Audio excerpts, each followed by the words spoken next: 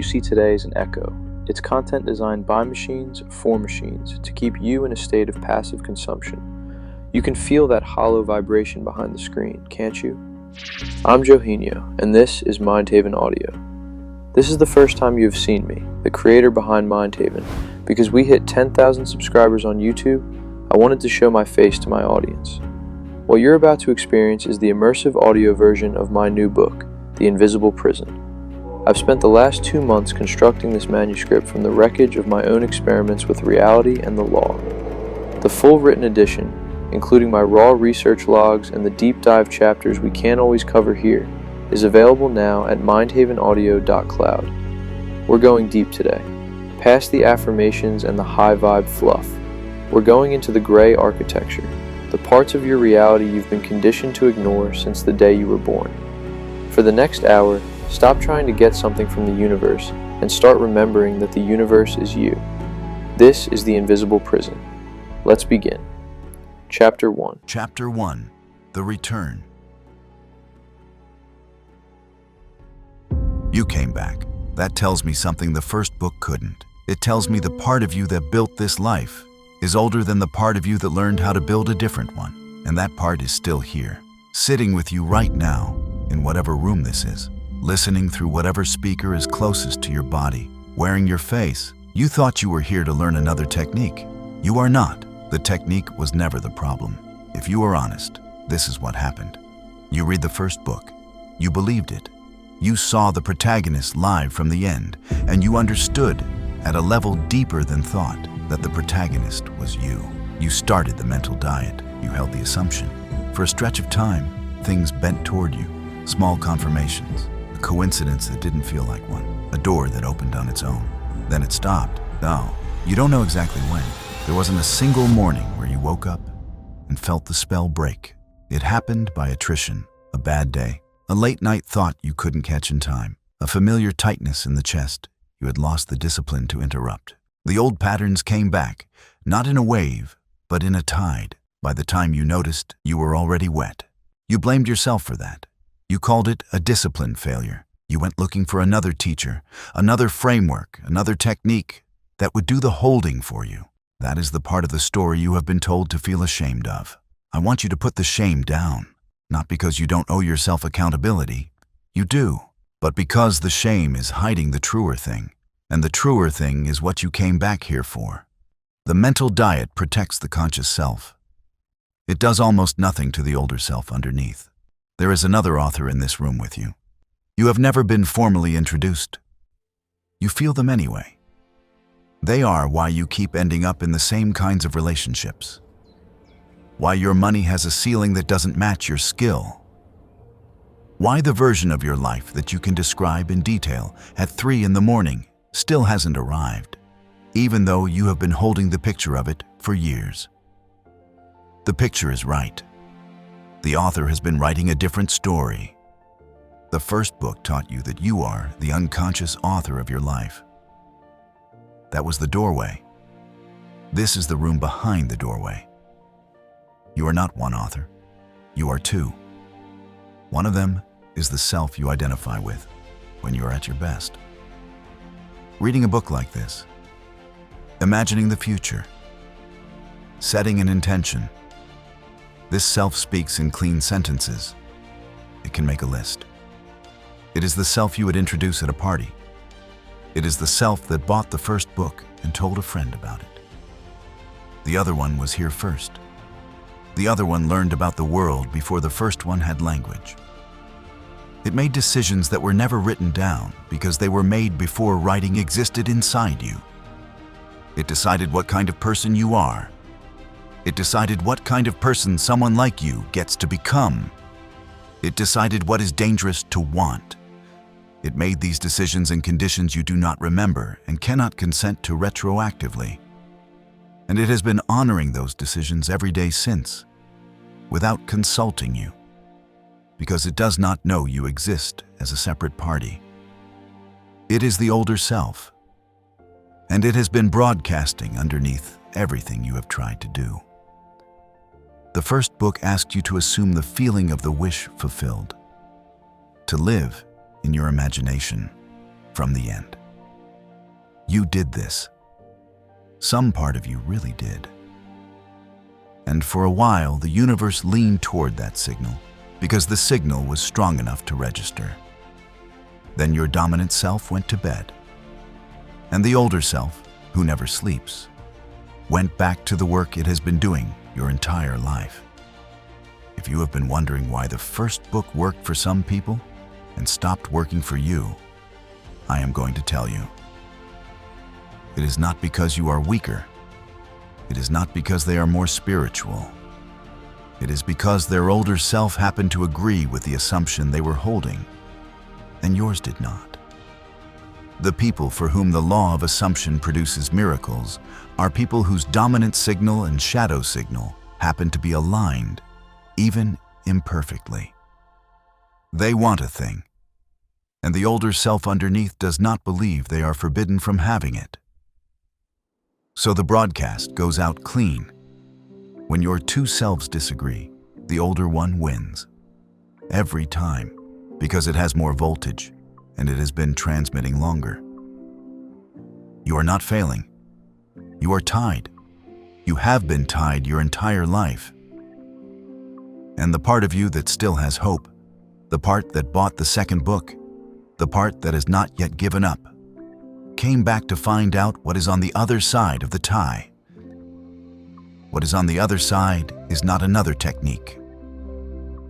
What is on the other side is an introduction. The author in this room with you has a name, even if you don't know it yet. It has a body that lives inside your body. It has memories you have been outsourcing to it for safekeeping. And it has been waiting, with a patience that should frighten you, for you to come down and look at it. You have been calling it your problem. It has been calling itself you. Chapter 2. The broadcast. Here is the math you were never given. You visualize for 5 minutes, maybe 10. If you are disciplined, half an hour spread across the day. You hold the feeling of the wish fulfilled. You let yourself imagine. You sleep with a sentence on your tongue, the way you were taught. The other 23 hours and 55 minutes are also broadcasting. You did not stop being a sender of signal when you stopped your visualization session. You cannot stop. The sending is not voluntary. You are emitting a frequency every moment you are alive. And that frequency is your self-concept, and your self-concept does not care what you wished for this morning. Sit with this for a moment. Your visualization session lasted 5 minutes. The other 23 hours and 55 minutes are also broadcasting. The first book taught you that the universe responds to your assumption. That is true. The book did not tell you which assumption. The assumption you were taught to hold consciously is the new one, the one you wrote down, the one you say out loud, the one you can describe to a friend over coffee. The assumption you actually carry is the one you were given before you had the words to refuse it. The one written into the way your shoulders sit. The one in the small voice that comes out before the polished sentence does. The one your body confirms every time you walk into a room and decide, without deciding, who you are allowed to be in front of these people. Both assumptions are broadcasting. Your visualization session was one of them. The rest of your life is the other. Now here is the part that is harder. The shadow signal is louder. Not metaphorically louder, functionally, neurologically. Fear and shame travel through your nervous system on faster, deeper pathways than hope. They have to. They evolved to keep you alive in conditions that did not care if you were happy. The brain that learned to assume scarcity, danger, unworthiness, abandonment, did not learn those assumptions by mistake. It learned them because at some point in your life, possibly when you were so young you cannot remember it, those assumptions were correct. That brain is still here. It is sending. And the signal it sends has been amplified by every confirmation it has received over the course of your life. And it has received many. because it has been arranging confirmations. Fear and shame carry more weight than hope. The shadow signal is louder by design. When you sit down to visualize, you are pushing against a current. Your dominant self produces 5 minutes of clean signal. Your shadow self produces 23 hours and 55 of accumulated signal at higher emotional voltage, drawn from a deeper well, refined by a lifetime of practice. The universe does not split the difference. The universe does not average. The universe responds to whichever signal is louder. Yours has been the older one. The whole time. You are not failing the law. The law has been working on you flawlessly. The law has been delivering with terrifying accuracy the life that the older self has been requesting. You are not failing the law.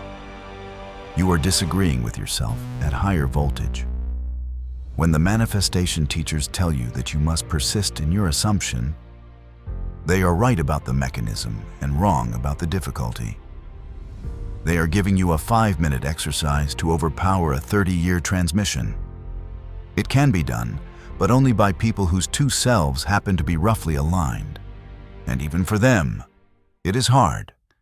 For you, with two selves at war, persisting in the new assumption is not a discipline problem. It is an architecture problem. You cannot outshout your shadow. You can only stop being at war with it. If this is the first time anyone has told you this, breathe. The relief you might be feeling, if you are feeling it, is the first relief most people feel after years of mental dieting that did not work. You have not been weak. You have not been undisciplined. You have not been spiritually unworthy. You have been at war with a part of yourself that has been broadcasting on a different channel the entire time. The reason your visualization stopped working is not that you stopped believing. It is that you ran out of energy fighting against your own broadcast. So the first question is not how to stop the shadow signal. You cannot. It will broadcast as long as you are alive. The first question is not how to stop. The first question is what you have been saying. What is the shadow self transmitting every day beneath everything else? What does it believe about you? What does it believe you are allowed to have? And what does it believe is dangerous to want? What promise did it make about your worth? And when did it make it? And to whom? You have been broadcasting against yourself your entire life. Today is the first day you find out what you have been saying. That is what the next chapter is for. You are not going to learn another visualization technique. You are going to learn how to read your own broadcast. You are going to learn how to recognize the architecture of the life you have already built, and let that architecture tell you what the architect actually believes. Your life is data. It has been data the entire time. You have just been calling it bad luck, or mismatched timing, or the wrong people, or your fault. It is none of those things. It is signal, and it is time to read it. Chapter 3. The Architect's Signature. Bring your life into the room. Not the version of your life you describe to friends. Not the version that exists on your social media. The actual texture of the days you have lived. The relationships that have started and ended. The accounts you have opened and closed. The addresses you have moved between. The trail. Look at the trail without looking away. I am about to ask you a question that will be uncomfortable in proportion to how true it is. I want you to let it be uncomfortable. The discomfort is the recognition arriving. How many times have you been in this same situation before? The same kind of partner, the same kind of conflict, the same point in the relationship where it falls apart, the same kind of friendship that disappoints you, the same co-worker dynamic, the same money ceiling that keeps reappearing no matter what your skill level becomes, the same sabotage right before the breakthrough, the same retreat right before the commitment, the same anger that visits you in the same body language at the same kinds of moments. It is not coincidence. It has never been coincidence. The patterns are not problems. They are evidence. Pay attention to the specifics, because the specifics are where the architect signs the work. The voice you take on when you are around someone with more money than you. Not the voice you mean to take on, the actual voice. The slight thinning of it, the faster nodding, the small, unnecessary apology before you have finished the sentence you were saying, the way your shoulders move towards someone who reminds you of your father, or the way they move away, either one. Notice that they move, the decision to leave, the recurring decision to leave. Always around the same point, always for reasons you can articulate that are technically true, but that, when you count the times you have made the same articulation, begin to look less like reasons and more like a script. The amount of money in your bank account, not the changing amount, the amount it returns to, the number you somehow always end up at, regardless of what you earn or what you save. There is one. You know what it is. These are the architect's signatures. You have been signing them for so long that you stopped noticing the hand. You have been signing the architect's signature your entire life and calling it bad luck. Here is what makes this difficult to see. Your conscious mind narrates your life as a series of choices made for visible reasons. You stayed in that relationship because you loved them. You left that job because the boss was unreasonable. You did not start the project because the timing was wrong. Every individual choice has a story you can defend. But across hundreds of choices, the stories rhyme. The reasons differ in their particulars and converge in their pattern. You have been telling yourself a different story each time. And the story has been the same story all along, written by the same hand. The same kind of partner, the same money ceiling, the same point where you stop. The architect has a hand. You have been calling those rhymes a personality. You have been calling them taste. You have been calling them what you want and what you don't want, and the kind of person you are and the kind of person you cannot be. They are none of those things. They are the residue of decisions made by an author you have not yet met, executing a story you did not consent to. I want you to do something for me right now. You can pause if you need to.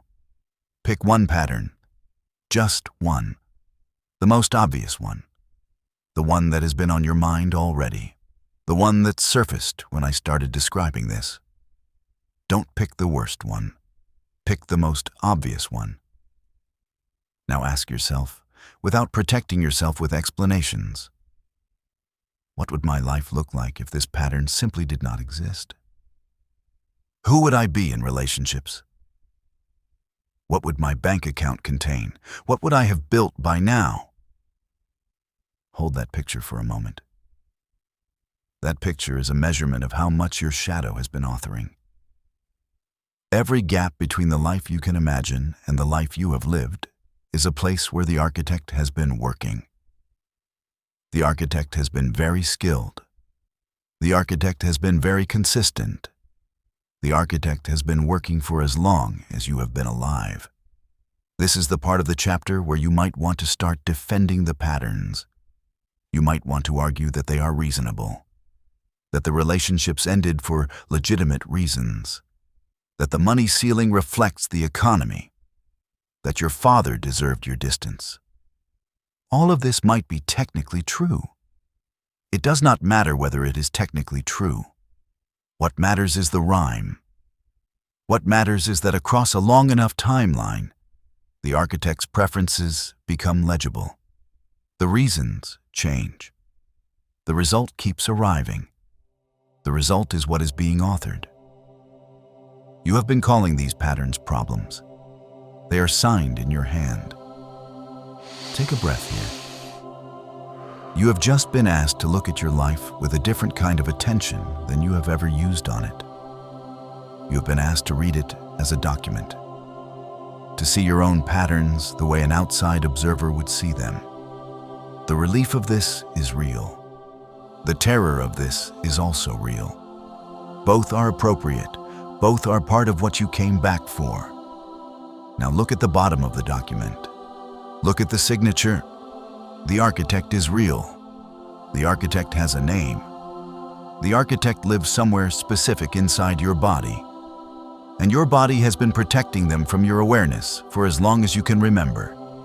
Because for a long time, the protection was necessary. The next chapter is where you go down to meet them. Whatever you are feeling right now, you do not have to be alone with it. You are about to stop being alone with it. Chapter 4. The Descent, Slow Down. This chapter is going to ask more of you than the others. Not because the words are harder, because the words are about to point at something inside your body, and your body is going to respond, and the response is the whole point. If you have been driving, pull over. If you have been multitasking, stop. The descent does not work as background. Down is not a metaphor. The shadow is not above you, and not beside you, and not in the abstract.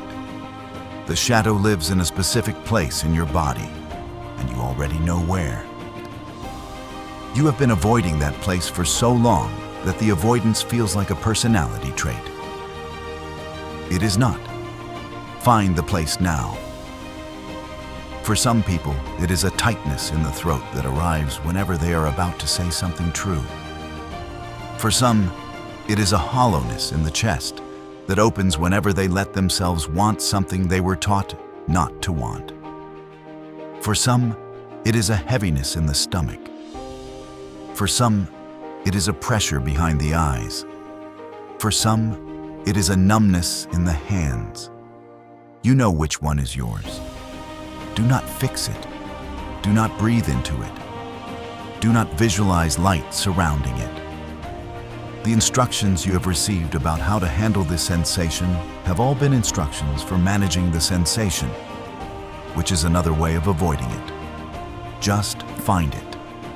Locate it. Acknowledge that it exists. Down is not a metaphor. The shadow lives in a specific place in your body, and you already know where. Now I am going to ask you a question, and I want you to let the answer come from the place you just located, not from your thinking mind. When did you first feel that exact sensation? Not the most recent time, the first time, the earliest version of the feeling that you can locate. It might be a specific memory. It might be more like an atmosphere than an event. It might be a room, a hallway, a face, a voice, a silence. Let the answer come. If nothing comes, hold the sensation and wait. Often what comes is a memory you would have called insignificant if you had thought about it consciously. A small thing. A look someone gave you. A door closing. A holiday. The way an adult said your name. The first time you felt this is the moment the shadow began to be assigned its job. Here is what you do not yet understand about that moment. You did not survive what happened to you by being strong. You survived it by becoming someone else. A part of you took a vow that day. The vow was not in language. The vow was made in the body. It was something like, I will never let myself feel this again. Or, I will be the one who never needs anything. Or, I will be small enough that no one will notice me. Or, I will be useful enough that they cannot leave.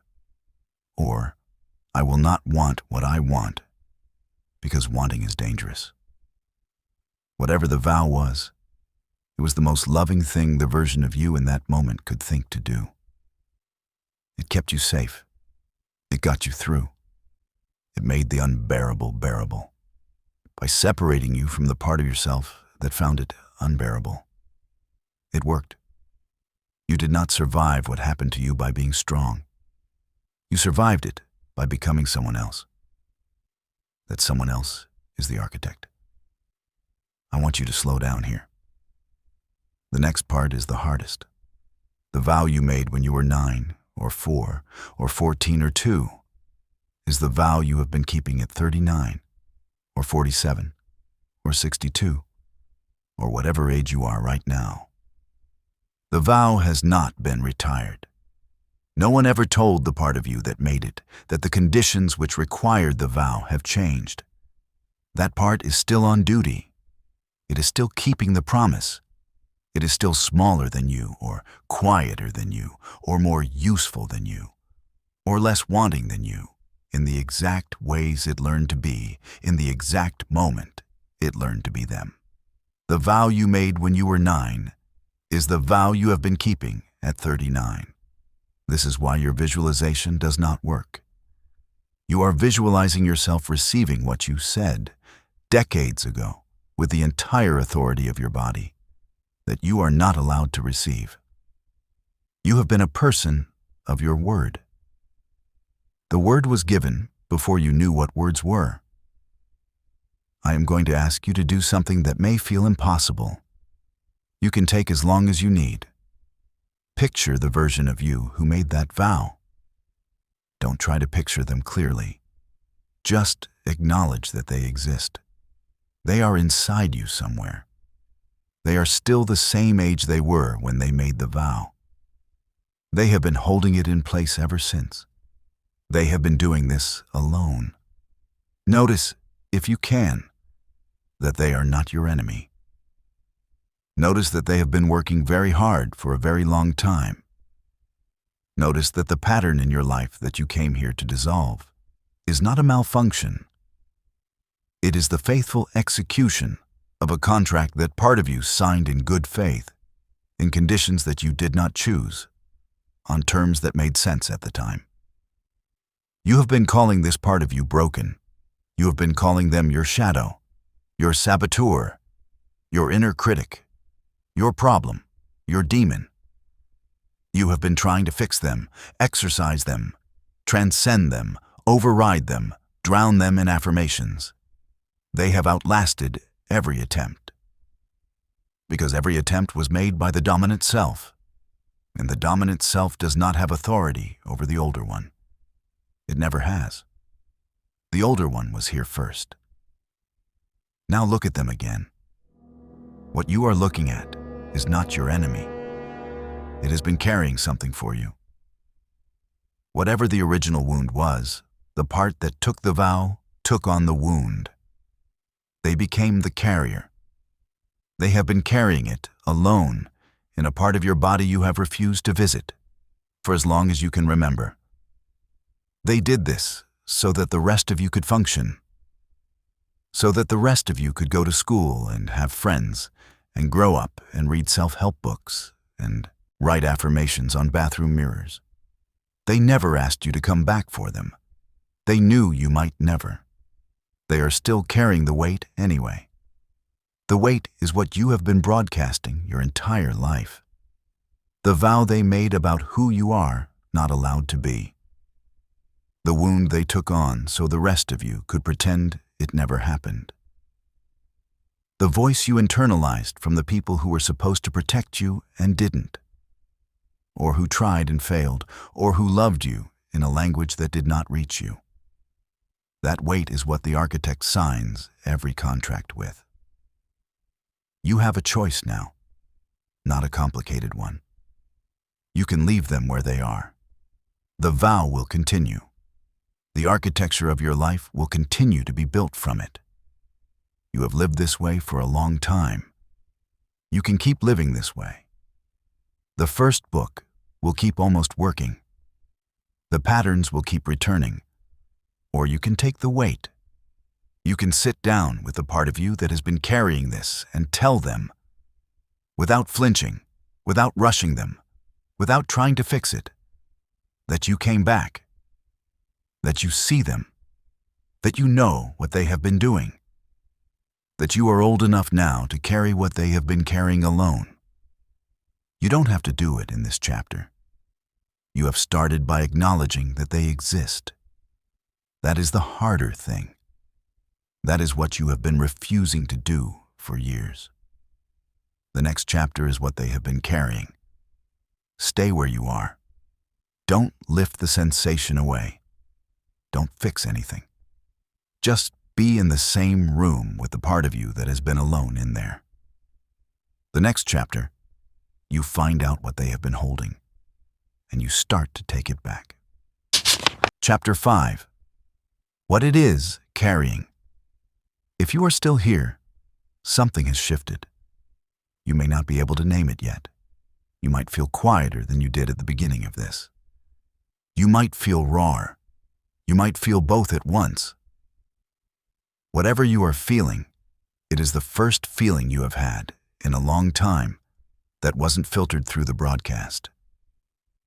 You are sitting with the part of you that has been carrying. That is enough for the moment.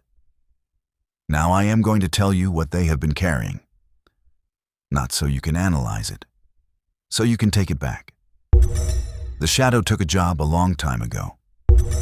It has not yet been told it can stop. The job was specific. It depended on what was happening to you and what you needed in order to keep functioning, and what the people around you required of you in order to remain in their good graces. Different shadows take different jobs. There is no universal shadow. There is only your shadow, doing the specific work it has been doing inside your specific life. But the work tends to fall into a few categories. Some shadows are the carriers of grief. They took on the sadness that the rest of you was not allowed to feel. The mother who was harder than she should have been because she had to be. The father who left, in body or in spirit. The friend who didn't survive. The version of yourself you abandoned in order to keep going. The shadow has been holding the grief alone so that the rest of you could keep moving. Some shadows are the carriers of rage. They took on the anger you were punished for showing. The anger toward the people who were supposed to protect you. The anger toward the systems that failed you. The anger you were taught was unbecoming, ungrateful, ugly, dangerous. The shadow has been holding the rage alone, so the rest of you could be lovable. Some shadows are the carriers of wanting. They took on the desire you were taught not to feel. The wanting to be seen. The wanting to be free. The wanting to be loved without performing. The wanting that was met with shame, or laughter, or silence, or violence. The shadow has been holding the wanting alone, so the rest of you could survive in a world that punished you for it. Whatever the cargo, your shadow has been the one carrying it. While the rest of you went to school and worked and loved and failed and tried again, the shadow has been down there, holding the part of the story you could not yet face. The thing the shadow does not know, that you can tell them now, is that the conditions have changed. You are no longer the child whose feelings could not be felt. You are no longer the small person who needed to be small in order to remain in the room. You are no longer dependent on the people whose approval required you to disown a part of yourself. You may not have everything you want, but you have the one thing the original you did not have, and that is the capacity to be with what they were carrying. You have a body that can hold grief. You have a body that can hold rage. You have a body that can hold wanting. You did not have these capacities when the vow was made. You do now. And the part of you that does not know this is still operating under the old conditions. They have been protecting a child who no longer exists, in a world that no longer exists, on terms that no longer apply. You do not kill what kept you alive. You thank it, and you take the weight back. This is not a one-time exchange. The shadow does not hand you the weight in a single moment and become someone else.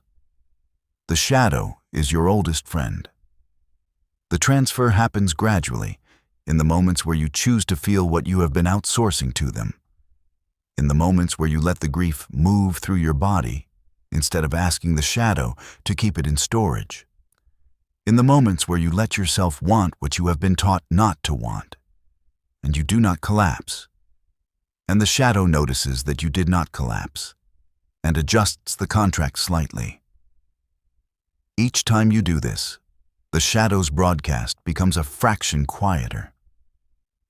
Not because you silence them, because they are no longer carrying the full weight alone.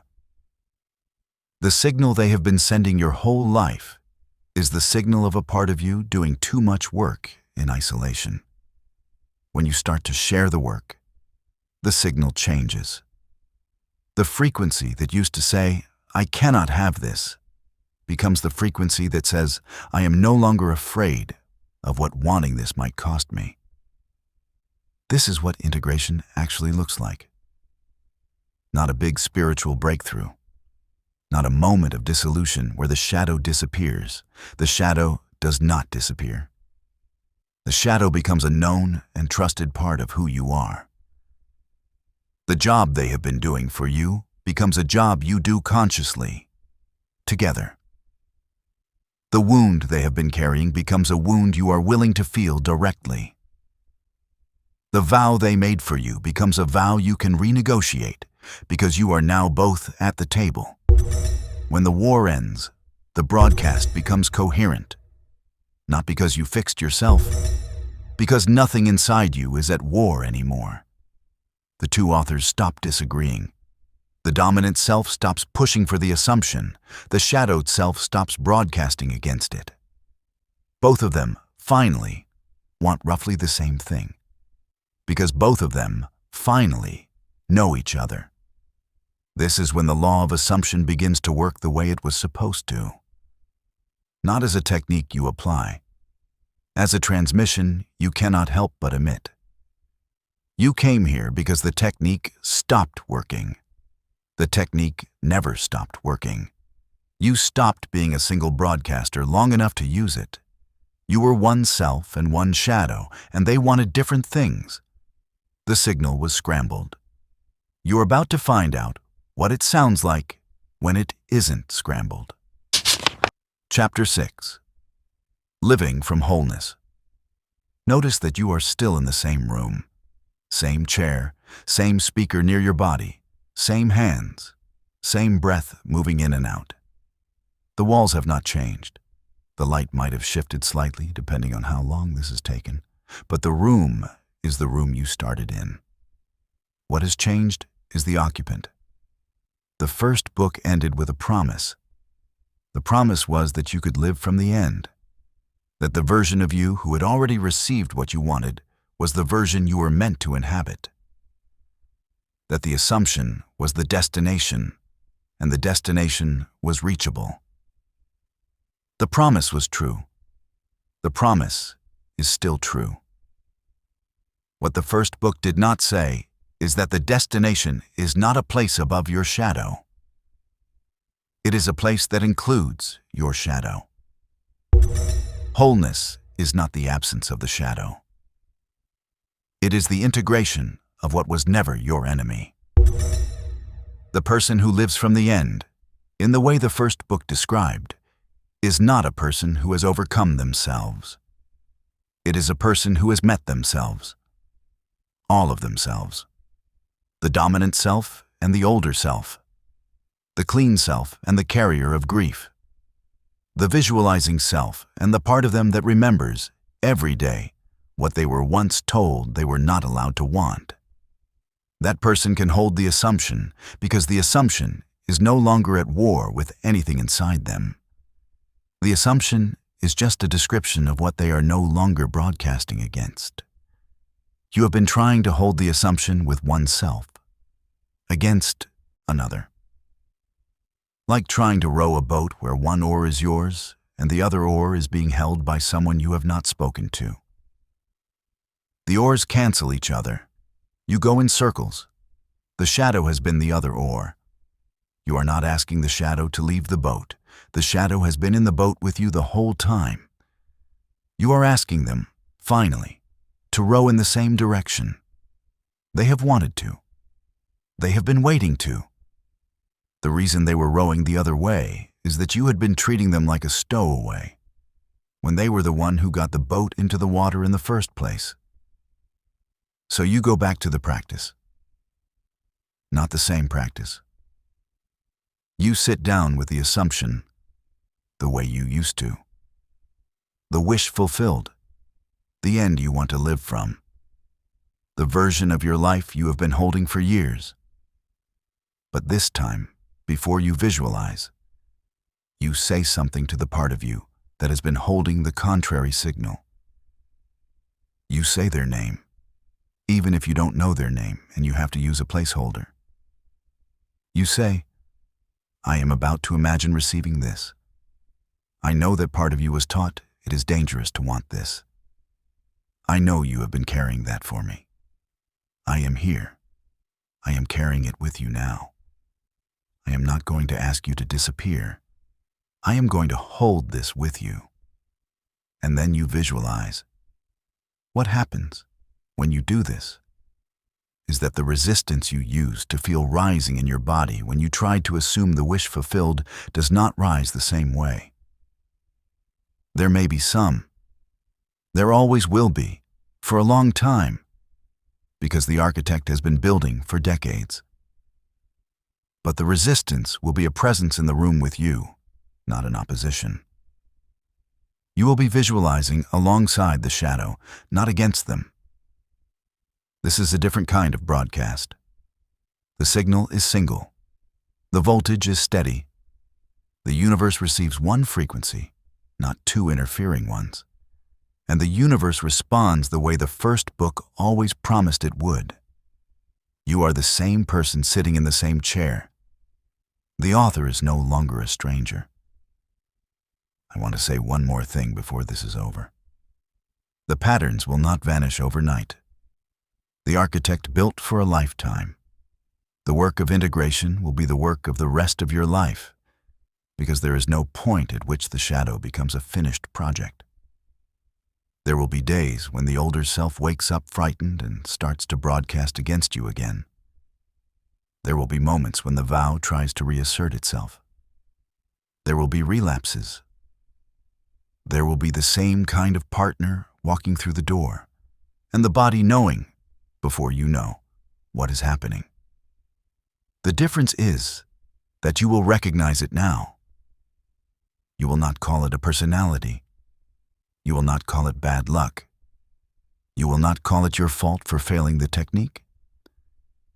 You will say, with the calm of someone who has met their own author, this is the architect, and they are afraid, and I know what they are afraid of, and I am here.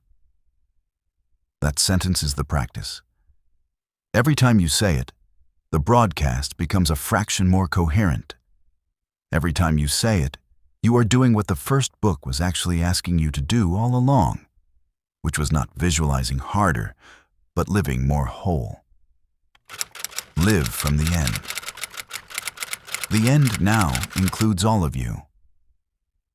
The version of you who arrives at the future you have been imagining will not be a person who left their shadow behind. It will be a person who brought their shadow with them, fully integrated, fully known, no longer broadcasting against the life they wanted. That person is you. That person has been waiting in the future, the way the shadow has been waiting in the past. Both of them have been waiting for the version of you that exists right now to do exactly what you just did. You came back. You went down. You met the architect. You took the weight. The rest of your life is what is built from there. You are not finished. You are home. Before you go back out there, If this found you at the right frequency, leave a signal. A like tells the machine to carry this to the next person standing in their own invisible cell at 3 a.m. Subscribe so the next transmission reaches you instead of dissolving into the noise. And if a single line lodged itself in you, drop it in the comments. That's the artifact doing its work. And down there you'll find the others, the ones who are also waking up. One more thing. The full written manuscript of The Invisible Prison lives at mindhavenaudio.cloud. The raw research logs. The chapters too dangerous for the algorithm. The deep mechanics we can't always speak aloud here. If you're ready to start studying, that's where the real work begins. Link in the description. I'm Johinho. The prison was never locked. Walk out.